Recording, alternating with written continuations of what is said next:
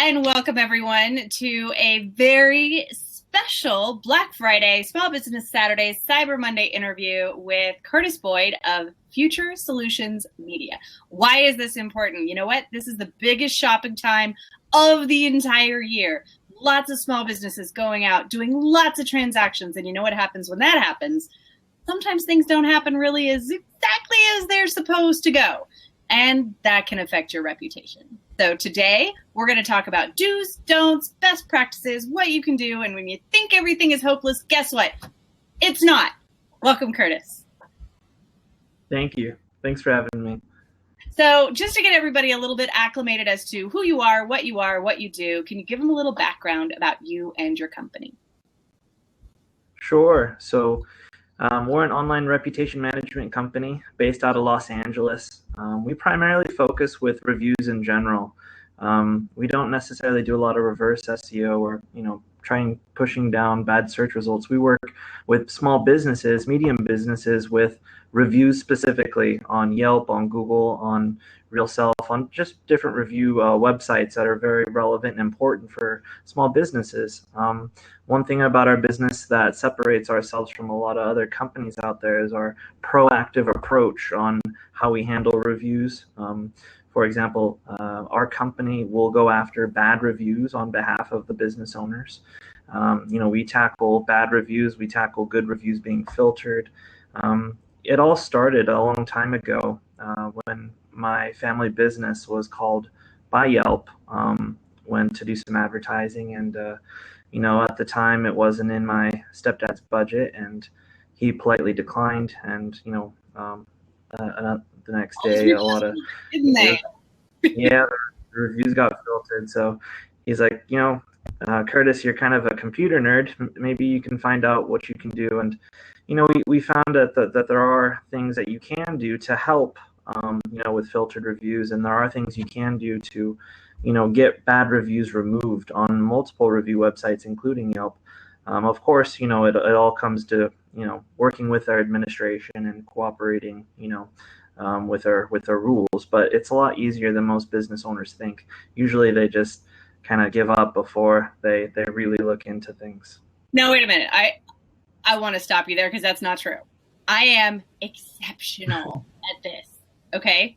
It is exceptionally hard to do this. I mean, I end up, let me just give you an example of how I get things removed. So I track down the review person. I look at the time that they posted it. I track the IP address of where they posted it. And then I email their boss and say that they're going to get the company sued if they don't take it down. That's hard. Okay. That's that's the crafty way to do it. But you actually follow the rules, have a relationship, have the step-by-step. The thing is, and this is what I want people to understand, there's a reason why you can't do it, because you're not a lawyer. You have a lawyer on staff. That is part of the final piece of it. Sometimes you have to go that far. Like you said, that when it comes to Yelp and other review websites, it can be very difficult to remove bad reviews. Occasionally, a review will violate content guidelines in our opinions, but not necessarily the opinions of the administration of those review websites. And occasionally, we will have our in-house counsel speak to the upper level administration of those review websites in a legal capacity. That can be effective. Our first primary action when it comes to looking at bad reviews, we try and do it with, I'm not trying to sound like we're lazy, but we go after it just by simple flag. A lot of reviews do qualify for removal because, statistically speaking, 10% of every review written online qualifies for removal. A lot of consumers don't even know that they're writing reviews. They qualify for removal, whether they're good or bad. They're breaking the rules of these review websites.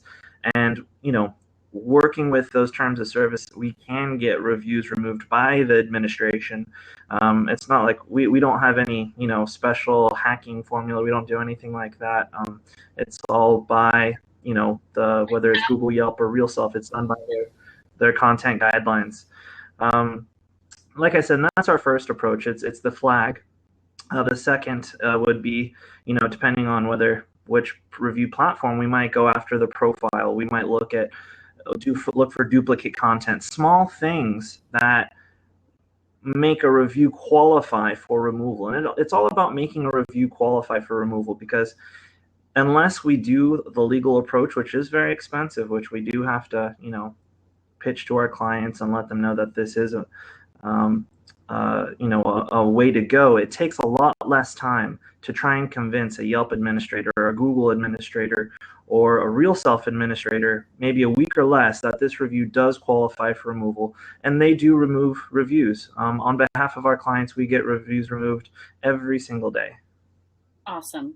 So let's go into some case studies. So, you were talking about flagging the review first, then flagging the profile. I have literally submitted to them and said, this person is using my name.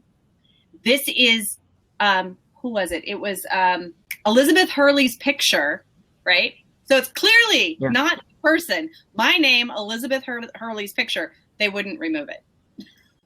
Well, of course, Yelp hates me, so of course they're not going to do me any favors.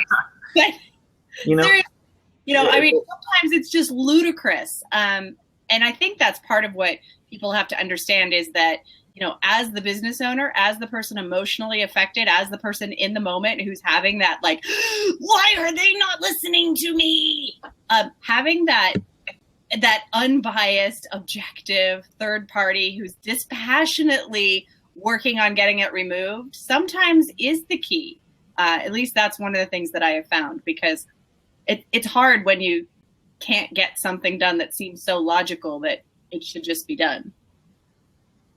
Yeah. When a bad review does come in, our first suggestion to our clients is to try and remediate the situation, because consumers look for businesses that value customer service. When a consumer sees a 1-star review that is now turned into a 5-star experience, it builds a lot of confidence. So there's more value in them trying to make a situation better than it is for us to try and remove it. So of course, going back to we always recommend going back to the consumers, trying to, see if you can bring them in to enhance their experience with the business somehow. But occasionally you do run into crazy people who do take it out on the internet and write crazy things and just want to hurt you as much as possible. Yes. Yep. Great. Yep. If you're in business, you're going through some of them. We deal with a lot of those. Yeah, we deal with a lot of those. Repeat business for us, but it's okay. So let's talk about some best practices so that people can avoid having to use your services. It's great to know that you're there, but I like people like you to be more like insurance for my car. I have it. If I need it, it's there. I really don't want to have to use it. Yeah. Some businesses, they like us because we are there in case things happen. And when you do enough business, mistakes are bound to happen. Every business should always be focused on enhancing their, internal business model to make sure that it's as foolproof as possible, making sure that the reduction errors are just smoothing out a consumer experience for every person that comes your way. Well, using reviews as a source of improvement is always a good idea. So, listening to what your consumers have to say and improving on your business, of course, is very important. As far as best practices and not to use us, that comes with trying to provide a 5-star consumer experience and, going out of your way to show them that you care about their business, that you care about, them making sure they had a great experience with your company, making sure that, you don't, whether or not they're reviewers or not, just trying to, put your best foot forward every single time. Other than that, you're bound to get good reviews and bad reviews, and you are going to need online reputation management. Yes. I mean, pretty much everybody does. Like I said, it's like insurance. And so you just keep it up, because someday you might need the big one. So let's talk about, you guys also do business training. And that was one of the things that I found was really interesting. Learning how to respond to your customers or learning how to engage with them when they haven't had a good experience. Talk to me a little bit about that. Sure. So, if you're unable to get someone to come back to your business, you do need to respond to the review public. You don't need to, but you should. This helps build confidence in the consumers reading your reviews.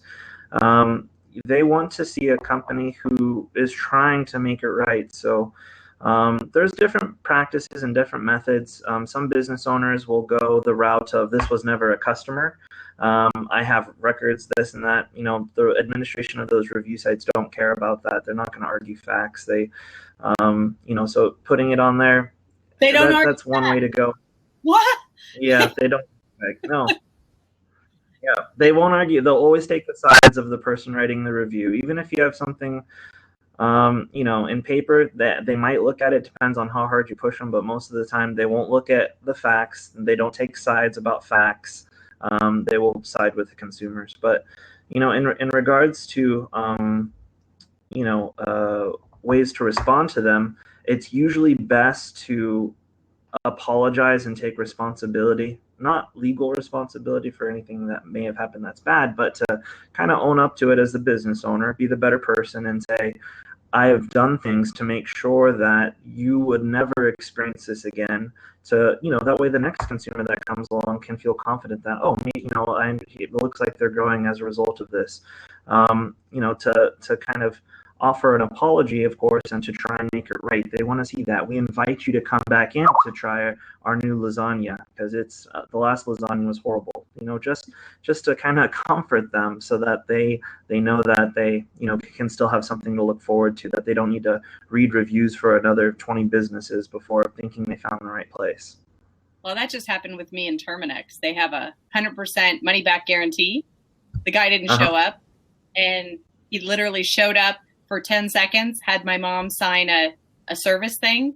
She didn't know what she was signing, and left. And my deal is, and it's in my contract, it says it's not a service call if he doesn't come in and reset the mousetraps.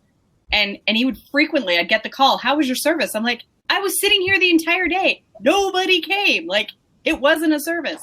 And I would repeatedly complain. And finally I pulled the guarantee, and then they sent me to collections a year later, put it on my credit report. And I resorted to Yelp. I did. Yep. I mean, that's a big deal for me to actually do that. And I did. And man, it took a day, maybe 2 days before they were like, we have new management in place. That was a process that, was not handled well. That service person is no longer here. We apologize. Let's say I've deleted it. I've taken it off. They hopped to pretty darn quick. And I was very fair. I was not a belligerent review. I was like, here's this, here's this, here's this, here's this. Yeah. Yeah. I tried to say it as dispassionately as possible, but I was pissed. Yeah, I mean, when you pay for something, you have expectations based off of what you paid for and the market value of whatever it is you're buying. Whether the customer service or not is good or not, that's up to the person in the business providing that service. But you expect that they're going to come and do something. So your expectations were not met. You're upset. Of course, if they're not going to refund you based off that, it's more than reasonable. And they're doing best practices. They're responding to you, trying to make it right. They are now. There's a they weren't. Yeah, they are. Yeah, so it's I can't help but notice there's little questions and people writing down here. Did you want me to respond to these or no? Well, Wagner Branding said Yelp has been really tough to deal with. I've seen them pull even positive reviews that they assume are fake. And yeah, that's very true. So if you type Q, I think it's /Q, it'll come over into the question bar if you want to make a question. Otherwise, we can just you can type in, and we're happy to answer any questions. I would love to do some hot seats if there's anybody who's got some problems going on. I know we're all prepping for Thanksgiving tomorrow, but trust me when I tell you, as a small business owner, something's going to come up and you're going to find out about it at 10 o'clock at night, and you're going to be scrambling for an answer. So when you need the answer, go to sucks.com and go to futuresolutionsmedia.com, and the answers are all there. One thing I did want to mention is, you brought up a great point with Terminix as well. when you pay a business, that technically makes you a consumer. And one of the biggest flags on all these big review websites is this a personal consumer experience? Did you pay money in exchange for a product or a service?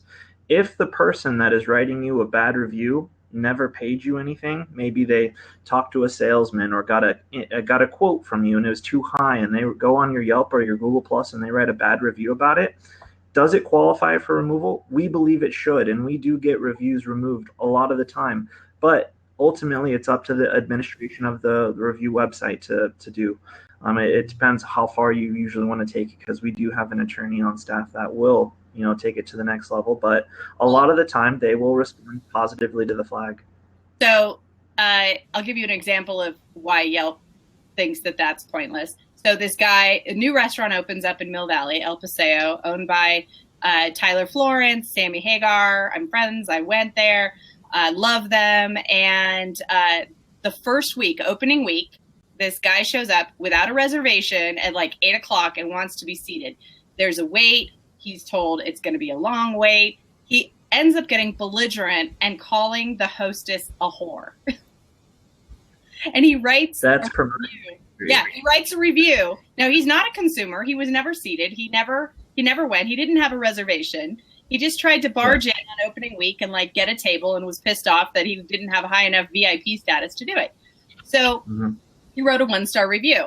So I wrote a 5-star review back to them because I went during opening week. I did partake. I actually went 3 times during opening week. I'm addicted to the BLT deviled eggs. Oh my God, so good. I'm a foodie. Love restaurants.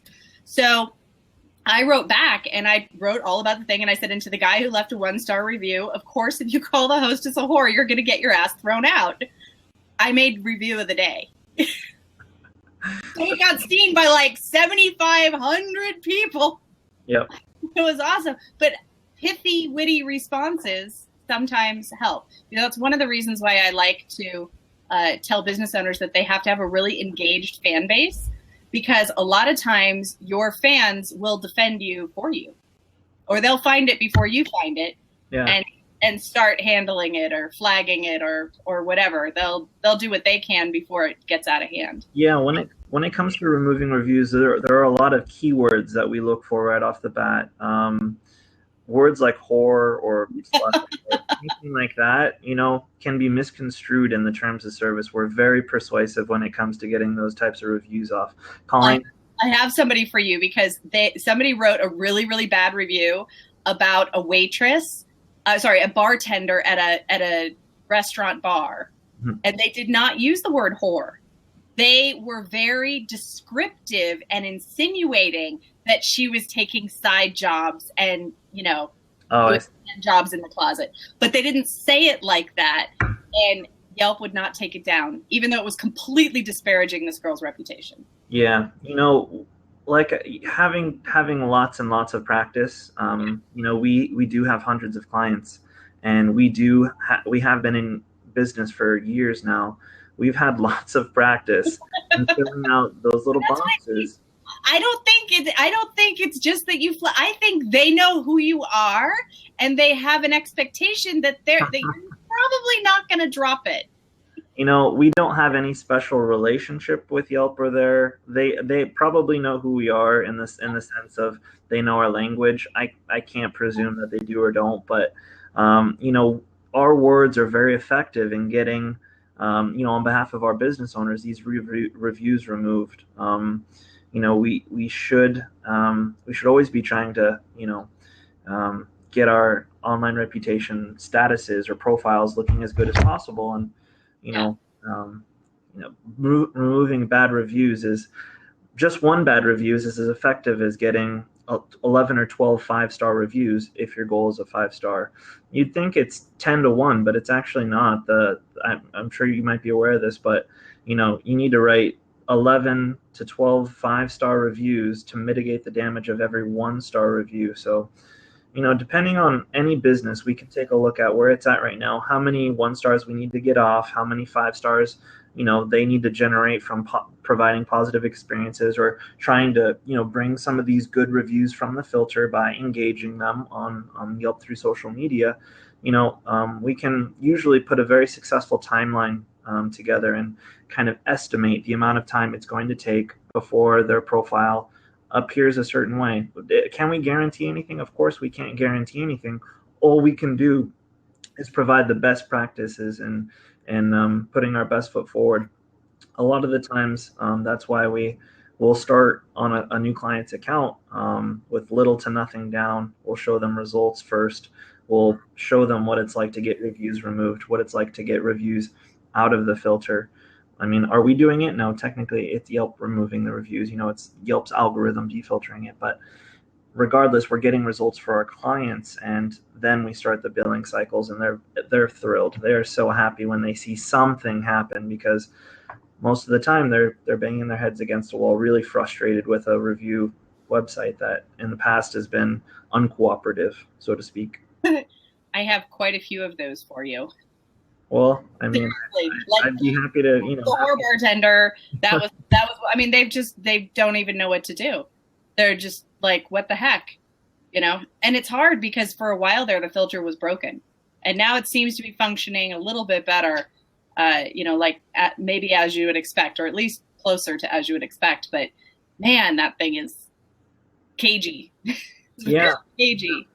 I'm personally, I think it does a pretty good job in the sense of beneficence, I suppose, trying to help the most amount of people because of so much fraud that occurs. There are so many companies out there trying to fraud the system because it's so valuable. If you can fake all these great reviews, people are going to come spend money at your business. It makes a lot of sense. At the same time, Yelp needs to protect consumers by, flagging these reviews. It's unfortunate that so many real reviews do get filtered.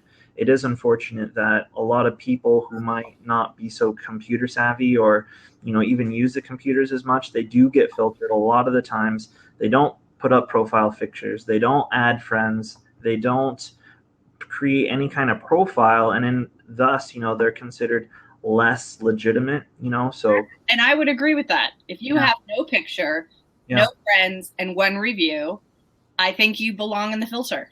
Yeah. I mean, you just do. That's my big thing, though. Like, I am all about stand by your word, and that's my big beef with Yelp is I interviewed one of their lawyers, and, she said their requirement is that they have to protect every user's right to anonymous free speech. Yep. I'm like, you could waive that in the terms of service really, really simply. It would literally be push an update to everybody, say, we will not protect you. You have to stand by your word. If we get a subpoena, we're going to give them your contact information. Boom. Problem solved, right? But they won't do it. And that would end all the controversy. That would actually be Yelp standing up for small business, right? That would actually be them going, look, we make money off of you, and we understand this is frustrating, and you don't have $50,000 to go do, a free speech litigation to crack open that content of that person, that information, who it is. So then you can go spend $100,000 to sue them. We get that you don't have that kind of money. Yeah. Right? Well, it's interesting, the idea of not having aliases or not being able to use a different name or a photo and posting reviews anonymously. I think what they wanted to do is really allow consumers to feel comfortable to slam, some of these businesses with a tremendous amount of money who do have the finances to pursue legal litigation, whether review was legitimate or non-legitimate. And then they need to have a checkbox. Yeah. That says, I stand by my word. Click. Go ahead and sue me. You can't libel the truth. Well, not slander if it's true. We can, our on-staff counsel has submitted subpoenas to get IP addresses and information of who they are, to pursue damages because, if a business owner can prove on paper, maybe during a consultation or during an interview or email communication, that the reason why they didn't continue, to move forward with any kind of sale is because of a bad review online. Now you have proof that someone has damaged your business, and especially financially. So I know our attorney, depending on the case, might do it on contingency. If we believe there's a good case. One of them that I'm thinking of, we actually know who it is. Not only did she encourage all of her friends to also write 1-star reviews. Yeah, we see that a lot. All the time. And then we literally had to link it and report it, flag it, link the Facebook group that she had started with the whole thing, right? Like, this is what's happening. And it is literally a fire zone down here. Yeah. Hundreds of reviews got filtered, thank goodness, or deleted. But, it wasn't until I called my community manager that they started actually getting filtered. It was hours. Yeah. And he's like, it'll start. I'm like, it hasn't started. That's why I'm calling you. Yeah. And then it started to work. Yeah, it can be tough sometimes to get the right information to prove something very real to the administration of all these websites. They're so busy. These are huge companies with millions of profiles, with millions of things going on, and it does take time to make things happen, but you can make things happen. You just have to have the right knowledge on what to do, what are the steps to take, how should I approach this, what are these, and there are businesses like mine that do know what to do in these types of cases. There are businesses like yours that also have their tactics. And I don't want to be the Olivia Pope. That's why I'm introducing you to everybody. It's what we do. We're really good at it. Yeah. Have you met Curtis? Curtis is who you need to call at 3:00 in the morning. I realize my phone number is the only phone number that has Yelp attached to it. It's Yelp Sucks, not Yelp. And I know that you call me crying all the time. I want to introduce you to Curtis.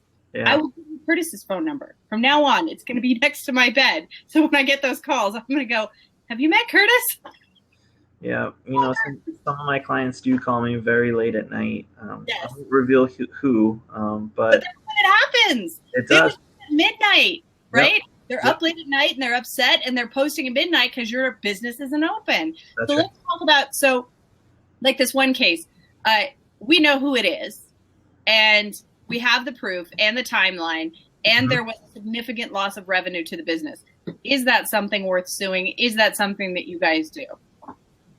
I probably have a dozen. Yeah, that is something that we do. So, the first thing we want to do is get that review off if possible. It's continuing to damage the review. Once we snap the photo, it's proof. But the first thing, if the review violates content guidelines, we're going to go after that way. We have steps to get these bad reviews off according to the content guidelines of different websites. But if you have proof that this particular review, this particular person has caused damages, absolutely. We have an attorney who can pursue getting the subpoena over to the proper website's administration, their legal team, get the identifying, whether it's IP address, email, names, things like that. Then get some discovery on what type of assets they have, if they have a home, if that type of thing. It happens more frequently than you think. I think 3 times this month. So, wow. In the grand scheme of things, this type of thing happens a lot when you're working, with lots of businesses who are losing money on bad reviews, and on the internet, there's only so many people to talk to about this. Well, we had one guy, one of the first guys that I really dived in and checked out what he said. It was Red Spaghetti Tattoo. And an elite girl had gone in and she was drunk. And so he said, no, he won't tattoo her because she was wasted. And she's like, don't you know who I am? I'm going to ruin you. And within a couple of days, every single one of his 5-star reviews was filtered. The only review left was her 1-star review. Was she an elite Yelper? Yep, she was an elite. I remember this. Yeah. I mean, this is the whole thing. I run for small businesses. I actually have the media contact list. So the media calls me and they're like, I'm looking for so-and-so. I'm like, here's the list. And they just search through it and they find the exact victim type and location or whatever that they're looking for whatever story. It's like, they're all in there. Here's my 65,000 people. Pick one. Yeah. Yelp does have a very intimate community. I guess I'd say, they're very tightly knit. They spend a lot of time Yelping, especially the elite community.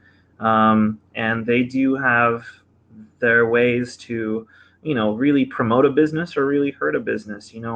I believe that there are elite Yelp managers in the major cities that will organize, the parties for these randomly selected businesses, to provide free services, food, drink.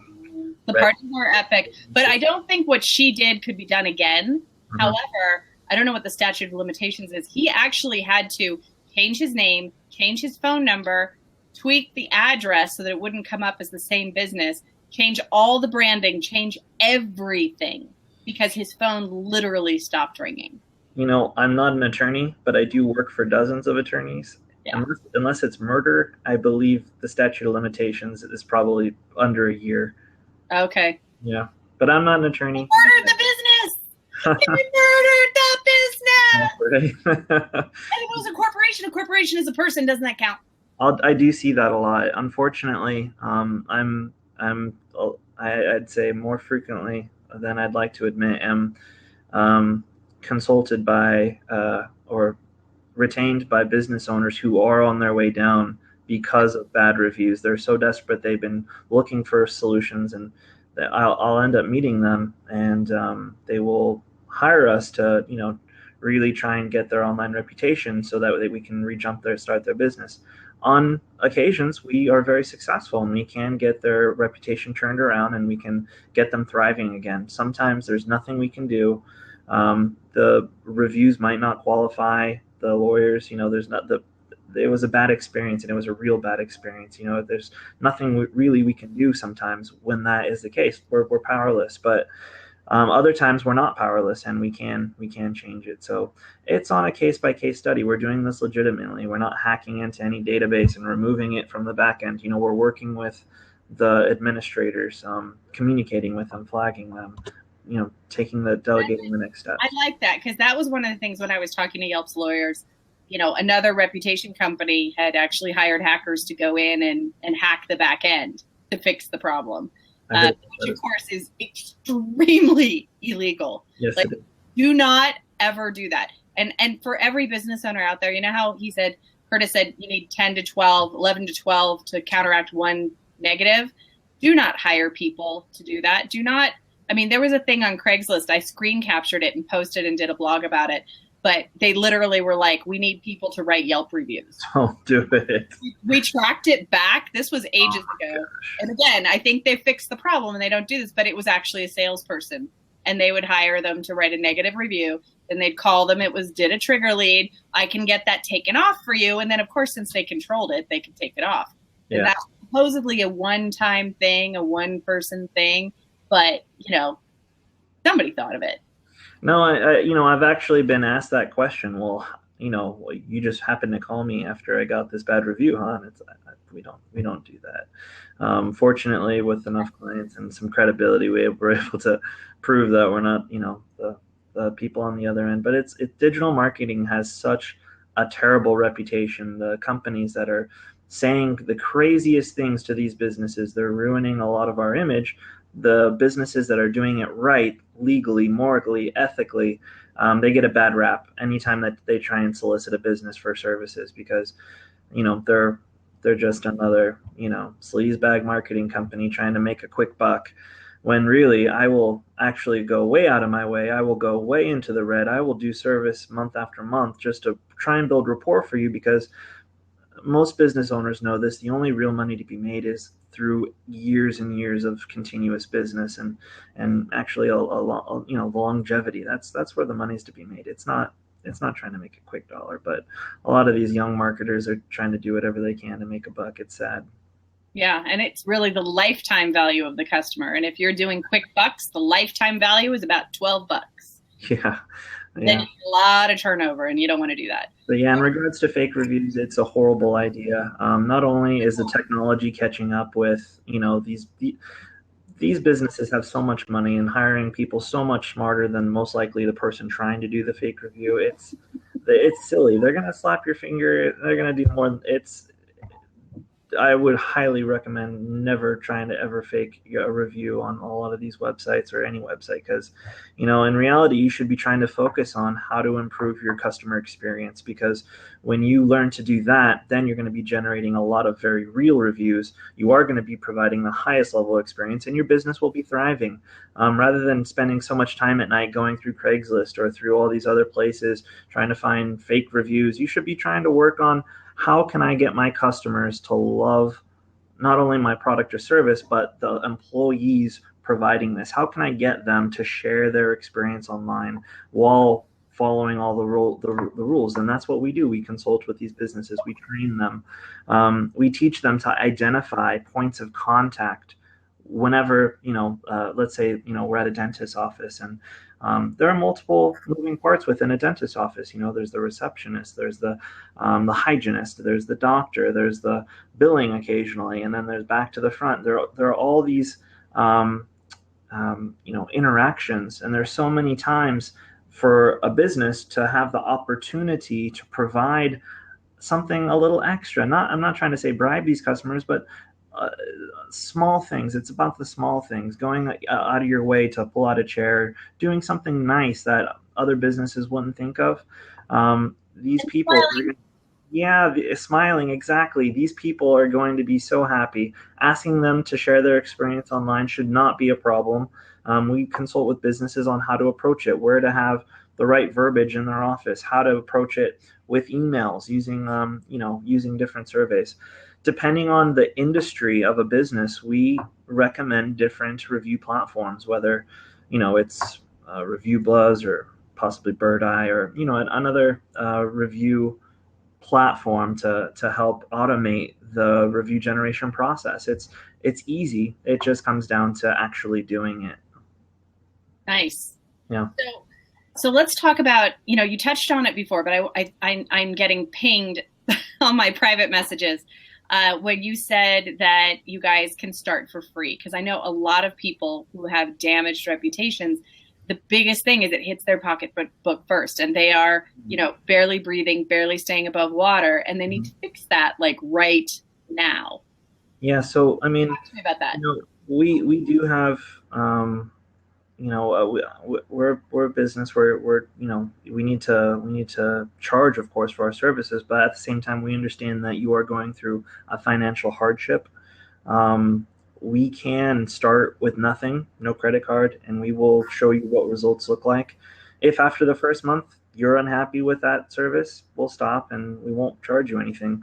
We always send over what the payment schedules look like should results occur, and they do.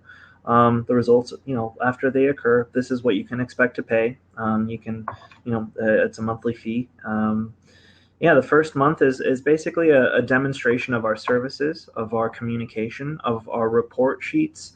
We do all three. We provide results, we provide high quality communication, and we're showing result reports, whether they want them biweekly or monthly. We show them what was done, what are we charging you for, what reviews were handled, taken care of, responded to, removed, defiltered, filtered, all these things. We're showing our customers what's actually happening. So it's pretty nice. There's monitoring on the level of, okay, this person left this review, which is most of the monitoring platforms on every single company's website. But what we're doing is we're going above that. Okay, you got this review. Are we going to respond to it? Okay, you got this review, but it got filtered. We're going to work on bringing it back out of the filter. Okay, we got this review. It's a bad review. Now you need to try and remediate it. Second phase, we need to try and remove it. Third phase, we need to get our attorneys on it, or whatever the protocol is per that business's, online reputation plan. They're all customized. We work for dog walkers, and we work for major medical centers, with 1,000 doctors. So just depending on what that business needs, we make plans for them based off of a best practice. Awesome. Yeah. Okay. So it is futuresolutionsmedia.com. Yes. And on your website at the top, I believe I'm going there now, is a contact us. Yes. For reputation analysis. Yep. So super easy. It's the easiest form I've ever seen. Just fill it out. Yeah. We always want to build rapport with our new businesses, with our new clients. We want to show them that we're providing real results.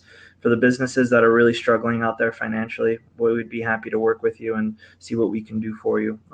We're more than fair. It's something that we can do for you, and I knowing what it's done in the past for my family's business and the real reason why I got into this, I can't just ignore it. So be happy to speak with you and tell you what we could do for you.